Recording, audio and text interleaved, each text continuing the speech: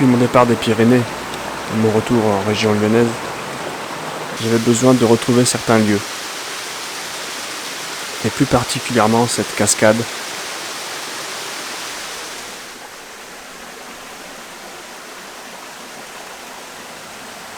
et cette rivière.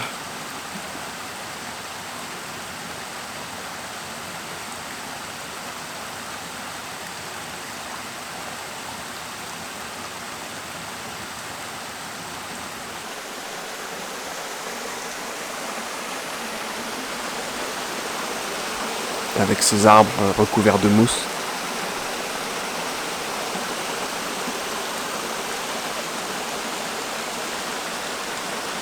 Je me rappellerai toujours de cette sensation, la première fois que je pénétrais ces lieux, de me retrouver dans un endroit magique, comme une forêt enchantée.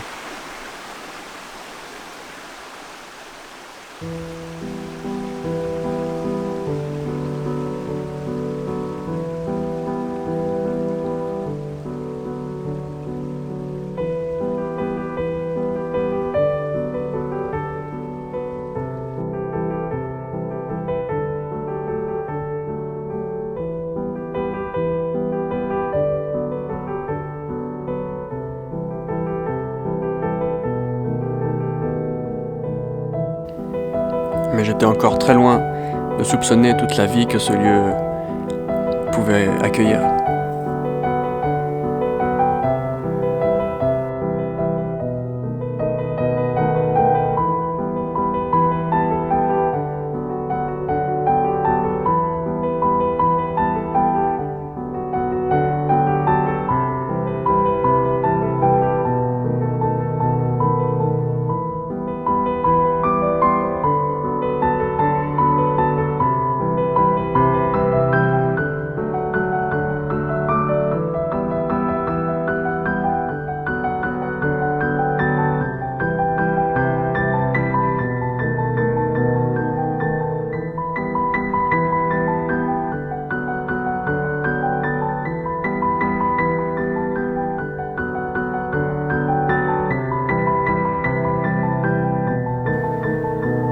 Je me souviens aussi l'étonnement que j'ai eu en découvrant que les chamois parcouraient ces falaises.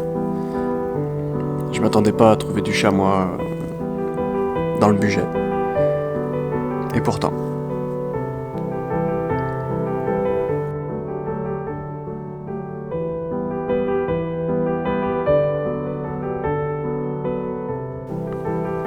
Mais mon plus grand étonnement fut quelques années plus tard, lorsque j'appris que le budget et l'Ain, le département, accueillait près d'une quarantaine de lynx.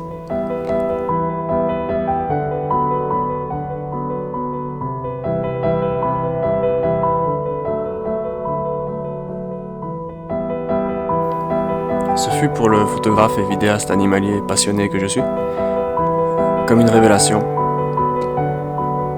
Et si j'avais un jour la chance de croiser ce félin, le plus gros félin d'Europe, en France, à 2 pas de chez moi.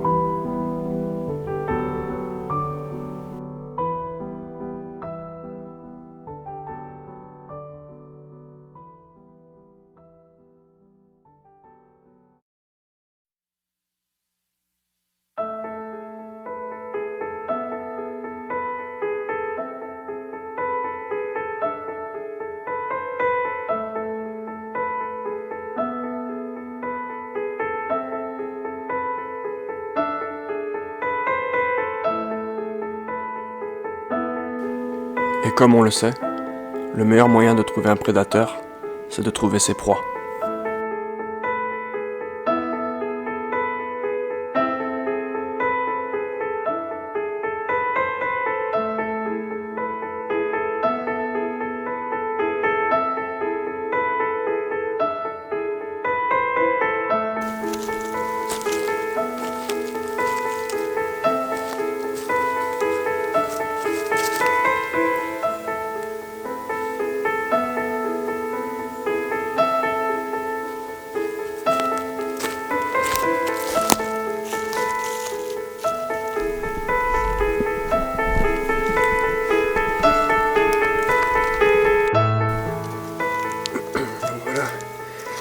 Voilà sur quoi je viens de tomber.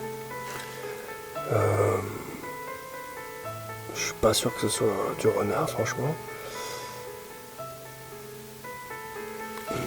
Pas du blaireau, pas...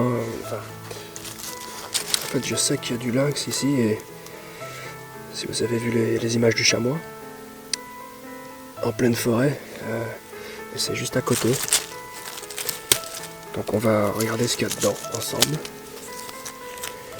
Mais c'est sûr que...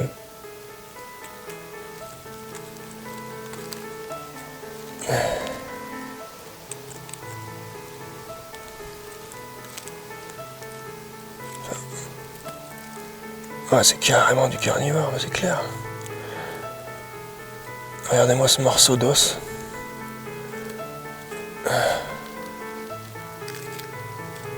Il est gros quand même. Vous le voyez.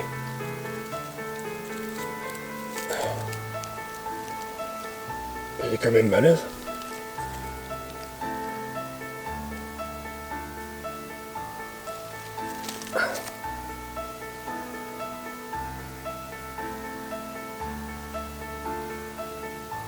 S'il y a des connaisseurs, hein, s'il y en a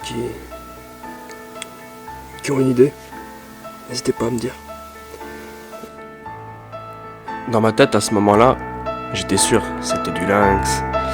Je décidais donc de m'installer un affût vraiment très rapide.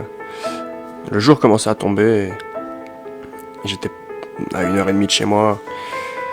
Je travaillais le lendemain, bref, c'était un petit peu dans la précipitation. Et désolé de casser le suspense, mais rien n'est sorti à ce moment-là. Et puis en y réfléchissant un peu mieux, je savais aussi le lieu peuplé de chats forestiers, de chats sylvestres. Donc le doute commençait à s'emparer de moi. S'agissait-il vraiment d'une crotte de lynx ou bien d'une crotte de chat sylvestre?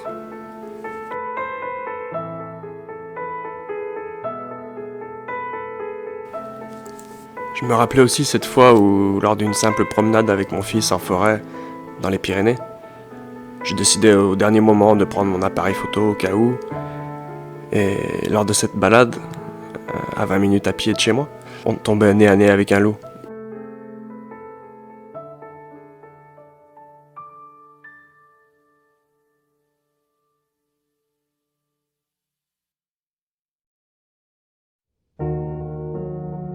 La photographie animalière, il y a une grande part de chance, mais cette chance, il faut aussi savoir la titiller.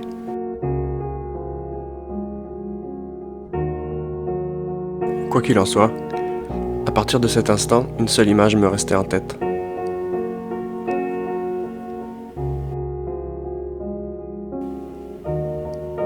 Et toute une espérance se cachait derrière elle.